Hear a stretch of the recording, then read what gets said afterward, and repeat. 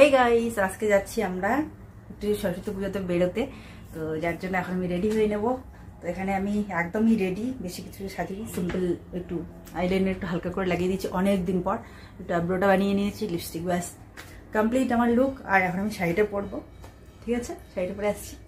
সরস্বতী পূজা তো সেই কবেই চলে গেছে, কিন্তু সরস্বতী পুজোর পর দিন আমার বরমশাই এসেছিলেন। আর বরমশাই আসার পর থেকে এতটাই বিজি হয়ে গেছি যে গেট রেডি উইথ মি ভিডিওটা আর তোমাদের সঙ্গে শেয়ারই করতে পারলাম না। তো অবশেষে আজকে চলেই আসলাম শেয়ার করতে। এভাবে একটু সিম্পল লুক ক্রিয়েট করেছিলাম আর ভাবলাম যে চলো এটা তোমাদের সঙ্গে শেয়ার করা যাক। তো এই যে আমি কিন্তু মিশো থেকে এই একটা শাড়ি নিয়েছিলাম, এটার দাম 300-400 এরকম মতো হবে আর কি, বেশি একটা হবে না, কিন্তু একটা জর্জেট আর একটু গ্লসি ফিনিশ আছে এর মধ্যে, যে জন্য শাড়িটা আমার খুব পছন্দের। তার মধ্যে কালারগুলো অসাম। আর আজকাল মিশোতে কিন্তু খুব অল্প দামের মধ্যেই পার্টি ওয়্যার শাড়ি বা ড্রেসেসগুলো খুব সুন্দর। তো এই জন্য কিন্তু আমার ভীষণ ভালো লেগেছে এটা। তো এটা নিয়ে নিয়েছি, ভাবলাম যে কোনো একদিন পরবো, এটা পরাই হচ্ছিল না, তো ফাইনালি আজকে পরেই নিলাম এটা সরস্বতী পুজো উপলক্ষে। তো একটু হালকা মেকআপ করে নিয়েছি, হালকা একটা লিপস্টিক দিয়েছি, আইব্রোসটা বানিয়ে নিয়েছি, কাজল, আইলাইনার, একটু হালকা করে পাউডারিং, ব্যাস এতটুকুই, আর কিছু না। আমার এতটুকু হলেই ব্যাস হয়ে গেছে ফাটাফাটি মেকআপ।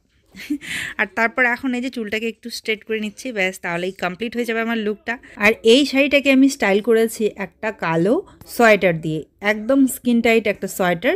তো এরকম সোয়েটার বলো বা টপগুলো দিয়ে শাড়ি পরতে আমার খুব ভালো লাগে, খুব আলাদা রকম একটা লুক আসে, বিশেষ করে কালো রঙের আর কি, খুব ভালো লাগে। তো যে জন্য এইটা দিয়েই আজকে পরে নিলাম। এর আগেও আমি এটা পরেছিলাম একটা কালো শাড়ির সঙ্গে, তখনও বেশ ভালো লেগেছিল। আর এই শাড়িটার সঙ্গেও কিন্তু বেশ যাচ্ছে। আর এই শাড়িটার ব্লাউজ পিসটাই কালো রঙের, তো সেটা তো কাটা হয়নি, আর সব কত ব্লাউজ কাটবে বলো তো। তো যার জন্য এটা দিয়েই পরে নিলাম। ওদিকে এই বাড়ির ছোটো দিদি আয়ুষের মাও কিন্তু রেডি হচ্ছে, আর আমাকে ফোন করলো যে আমি রেডি, তুমি চলে আসো। তো লাস্ট টাইমে এখানে এখন আমি অ্যাপ্লাই করে নিচ্ছি একটুখানি মাস্কারা, আর একদমই টাইম নেই। আর ল্যাশে অ্যাপ্লাই করার পর আমি কিন্তু ভুরুতেও একটু সেট করি, তো আইব্রোতেও একটু সেট করে নিলাম, আর ব্যাস আমি রেডি। একদম ঝটপট করে সিম্পল একটা লুক ক্রিয়েট করে দিদির সঙ্গে বেরিয়ে পড়লাম সরস্বতী পুজো ঘুরতে। তো বাচ্চাদেরকে নিয়ে বেরিয়েছি আর কি, ওদেরকেই স্পেশালি একটু ঘোরাবো, দেখাবো সরস্বতী পুজো, যেহেতু ওদের স্কুলে সরস্বতী পুজো হয় না। তো ছোটোবেলায় আমরা এটা খুব এনজয় করেছি, সরস্বতী পূজা মানে খুব মজা, আনন্দ, হইচই, অঞ্জলি দেওয়া, ছোটোবেলায় প্রচুর স্মৃতি সরস্বতী পূজার সঙ্গে জড়িয়ে আছে।